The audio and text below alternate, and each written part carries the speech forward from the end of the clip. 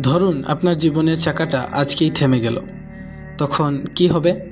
আপনি বিশ্বাস করুন, আপনার মৃত্যুর পরও সব কিছু স্বাভাবিক থাকবে।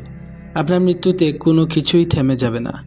আপনার মৃত্যুর পর কোনো কাজই আটকে থাকবে না। পরিবার, আত্মীয়স্বজন হয়তো 2-1 দিন কাঁদবে, তারপর সেই আগের মতো সবাই যার যার কাজে নেমে পড়বে। আপনার প্রতিবেশী, পরিচিতরা আপনার সম্পর্কে হয়তো কিছুদিন আলাপ করবে, তারপর সবাই ভুলে যাবে। সবার আলাপচারিতা থেকে আপনার নাম কাটা যাবে। সামাজিক যোগাযোগ মাধ্যমে আপনার শেষ পোস্টটা পড়ে থাকবে। আপনার রেখে যাওয়া জিনিসগুলো অন্যরা ব্যবহার করবে। আপনার পদ, পদবি, টাকা পয়সা, প্রভাব, প্রতিপত্তি, সৌন্দর্য কোনো কিছুই কাজে আসবে না। মৃত্যুর পর আপনার যদি কোনো মূল্য নাই থাকে, তাহলে কেন আপনি এই দুনিয়ার পেছনে দৌড়াচ্ছেন? কেন আপনি কবরের প্রস্তুতি নিচ্ছেন না?